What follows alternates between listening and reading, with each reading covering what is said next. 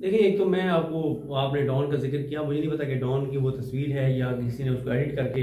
नहीं, वो जो था ना उनका एडिटोरियल के ऊपर जो एक कार्टून, नहीं, मैं वही बता रहा हूँ, मैं वो मैंने देखा है। लेकिन सोशल मीडिया पे मैंने जो देखा उसमें यह है कि रियासत जो है वो उसके तमाम सतून गिर गए।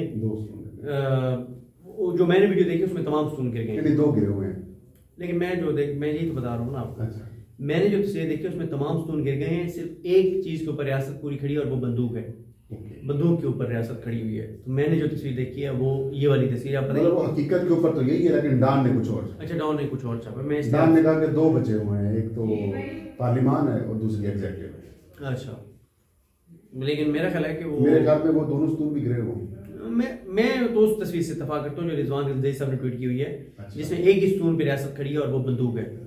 बंदूक मुझे नहीं पता क्योंकि बंदूकें कभी रखी नहीं है कि वो कौन सी बंदूक है, लेकिन वो कोई है, वो गार्ड्स की होती है, जो गार्ड्स के पास होती है। नहीं, कोई है हैवी वाली है, उसके ऊपर हैवी किस्म की एक बंदूक है, उसके ऊपर रियासत खड़ी हुई है। तोप तो नहीं है बंदूक ही, लेकिन कोई हैवी किस्म की है, खास किस्म की है। देखिए, जो आपने बात की ना कि जजेस खत पे खत लिख रहे हैं, एक तो यह है कि टेम्परेचर तो बढ़ता चला जा रहा है अदालती महाज के ऊपर।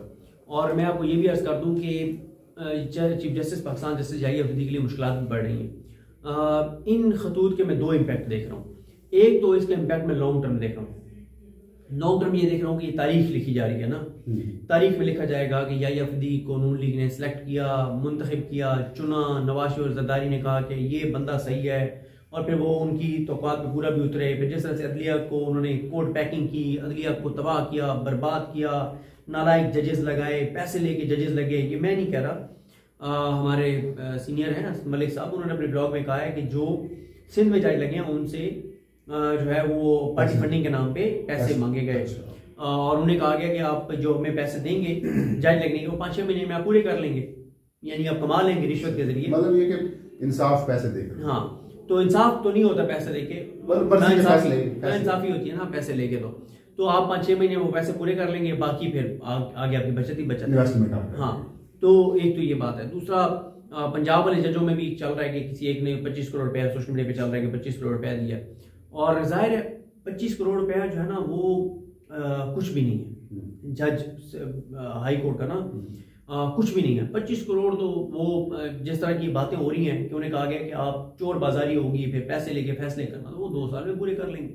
यहाँ पे तो कई ऐसे हैं कि एक आप स्टे देते हैं तो उसमें करोड़ों रुपए लेते हैं, मतलब हो जाती है। देखिए, एक तो इसका ये मैं देख रहा हूँ इन लेटर का लॉन्ग टर्म इम्पैक्ट देख रहा हूँ कि तारीख ये लिखी जा रही है। तारीख में लिखा जाएगा कि बाबर सत्तार ने ये लेटर लिखा था, मंसूर अली शाह ने लेटर लिखा था, अतर मिर्ज़ा ने लिखा था, मुनीब अख्तर ने लिखा था, आयशा मलिक ने लिखा था, ये सारी चीज़ें। लेकिन इसका अगर मैं शॉर्ट टर्म बात करूँ तो शॉर्ट टर्म ही इसका इम्पैक्ट है। शॉर्ट टर्म में इसका इम्पैक्ट ये है, एक तो ये है कि अदलिया मजीद लाइमलाइट में आ रही है, बात हो रही है, यानी अफरीदी के लिए मुश्किलात हो रही हैं, मजीद उनके ऊपर नजरें पड़ रही हैं, अपने जजेस उनके ऊपर सवाल उठा रहे हैं। और दूसरा ये है कि इसके ऊपर इंटरनेशनल मीडिया में कवरेज होगी, ह्यूमन राइट्स ऑर्गेनाइजेशंस को देखेंगी, सफारत खाने को देखेंगे कि अपनी ही अदालत के जजेस अपने ही चीफ के खिलाफ लिख रहे हैं। और फिर पूरी दुनिया के जो सफारत खाने, पूरी दुनिया की जिन मुल्कों के पाकिस्तान में सफारत खाने हैं, उनको पता है कि मुनीब अख्तर की, जैसे मुनीब अख्तर की क्या क्रेडिबिलिटी है, जैसे आयशा मलिक की क्या क्रेडिबिलिटी है, और जैसे अतर मिर्ज़ा की क्या क्रेडिबिलिटी है, और यही अफरीदी साहब माजी में क्या करते रहे और अब क्या कर रहे हैं, और बाबर सत्तार साहब की क्या क्रेडिबिलिटी है और आमिर फारूक साहब क्या कर रहे हैं। तो ये लड़ाई तो काफी शिद्दत वाली होगी और है। और मैं ये देख रहा हूँ कि देखें, यही अफरीदी साहब ने हर वो काम करना है जो शरीफ खानदान चाहता है, जो जरदारी चाहता है, क्योंकि उनको लगाया उन्होंने, वो उसकी बेनिफिशियरी है, वो उसके बेनिफिशियरी है। और वो देखें, चीफ जस्टिस ऐसे नहीं बने, कुछ तो यकीन दहानियां हुई होंगी ना दोनों अतराफ से, तब वो चीफ जस्टिस बने। कुछ एक स्टोरी ये भी तो आई थी ना कि जस्टिस मंसूर अली शाह को पहले ये जो मीटिंग हो रही थी या 26वीं तरमीम के बाद, इस तरीके से पार्लिमानी पार्टी की मीटिंग थी या पार्लिमानी कमीशन की मीटिंग थी, उसमें कहा गया था आप अभी भी मान जाएं, वो नहीं माने तो फिर राब्ता किया गया। ये शहर इक़्तिदार में जो बात चल रही है वो ये है कि किसी एक खास इमारत में कुछ लोग बैठे हुए थे, नाम ले लेते हैं, सिंध हाउस की बात चल रही है, तो वहाँ कुछ शख्सियात बैठी हुई थी और वहाँ पे मंसूर अली शाह साहब को कहा गया कि आप आ जाएं। और जो सोशल मीडिया पे और कुछ रिपोर्टर्स जो बात करते हैं वो कहते हैं कि मंसूर अली शाह साहब ने कहा कि ठीक है मैं आ जाता हूँ, लेकिन मैं तसद्दुक़ हुसैन जलानी साहब, नासिरुल मुल्क साहब और इस तरह से 2-3 चीफ जस्टिस हैं रिटायर्ड, उनको लेकर आऊँगा। और ये भी है कि मंसूर अली शाह साहब ने कहा कि मैं अपने चीफ जस्टिस को इन्फॉर्म करके आऊँगा कि मुझसे कुछ लोग मिलना चाहते हैं, काजी फाइज जैसे को इन्फॉर्म करके आऊँगा। या कुछ लोग कहते हैं कि उन्होंने कहा कि आप काजी फाइज ईसा को कहें, वो मुझे कहें तो मैं मिल लूंगा, मेरे चीफ जस्टिस से बात करें, इस तरह की बात है। एक है कि नहीं, उन्होंने कैटेगोरिकल रिफ्यूज़ किया कि मैंने नहीं मिलना, और फिर कुछ लोग ये भी कहते हैं कि कोई और एक शख्सियत थी जो कि मिलना है, ठीक है। सिंध हाउस में एक और शख्सियत थी, जब उनको कहा गया कि आप आ जाएं तो वो फौरी पहुंच गए, 8 से 10 मिनट में वो शख्सियत पहुंच गई। तो ये बातें तो हैं, लेकिन ज़ाहिर है ये जब कोई किताब लिखेगा, कोई कहानी आएंगी, पता चलेगा कि क्या हुआ। लेकिन अभी तो वो चीज़ करेंगे ना जो हमारे सामने है। हमारे सामने पीके में भी ना है ना, पीका में भी ना, हमारे सामने ये है कि नून लीग जब जब चाहती है जुडिशल कमीशन का इजलास बुलाया जाए, तब तक YFD साहब जुडिशल कमीशन का इजलास बुला लेते हैं। नून लीग और पीपल्स पार्टी, जरदारी और नवाज शरीफ जिसको मरीम नवाज चाहते थे कि ये जज लगे, वही जज लगे।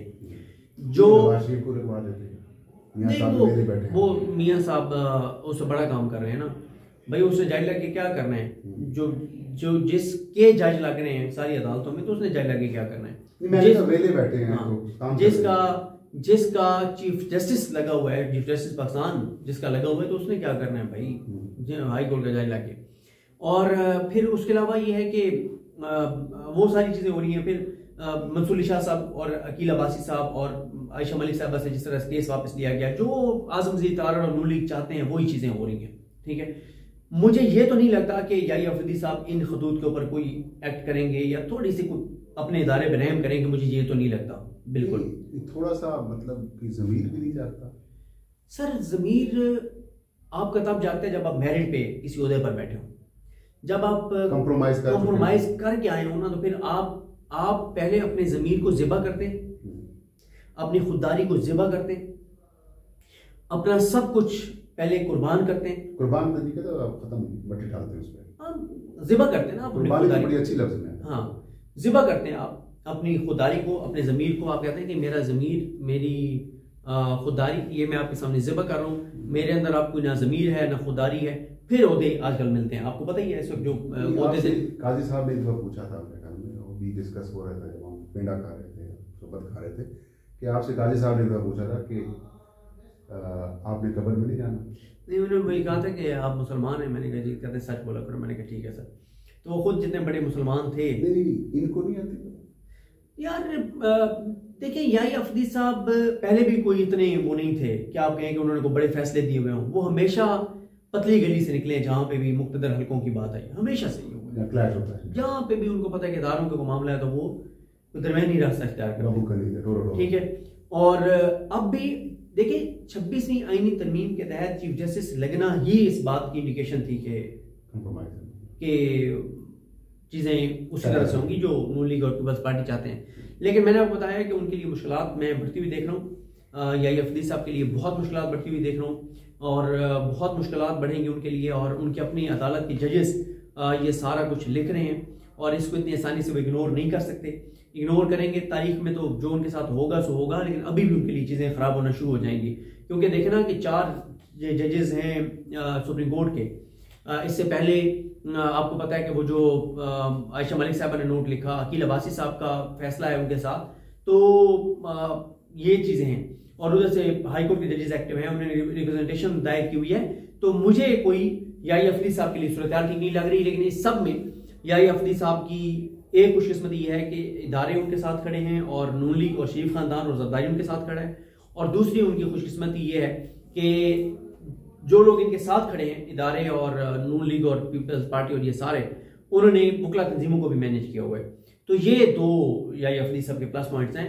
अगर ये ना होते, बुकला कंप्रोमाइज ना होते और घटिया उनकी हरकतें ना होती वकील रहनुमाओं की, और वो बिके हुए ना होते, तो याहिया अफरीदी साहब सवाल ही पैदा नहीं होता 10 तारीख को इजलास कर सकते, दमादम मस्त के अंदर होता। लेकिन सारी चीजें पसे पर्दा मैनेज हैं। एक और चीज़, अभी साहब से हमारी गपशप हो रही थी साद रसूल साहब से, जिस वक्त वो खत वाली खबर सामने आई, तो मैंने उनसे कहा कि जजेस हैं जिन्हें अपने चीफ जस्टिस को खत लिख रहे हैं, उनका एक प्रोटोकॉल्स भी हैं, एक इदारे का आप कह सकते हैं सिस्टम है, निज़ाम है, उसके तहत वो खत ही लिख सकते हैं, या कोई और भी कार्रवाई कर सकते हैं, काम कर सकते हैं, फैसले दे सकते हैं, या बाइकाट कर सकते हैं।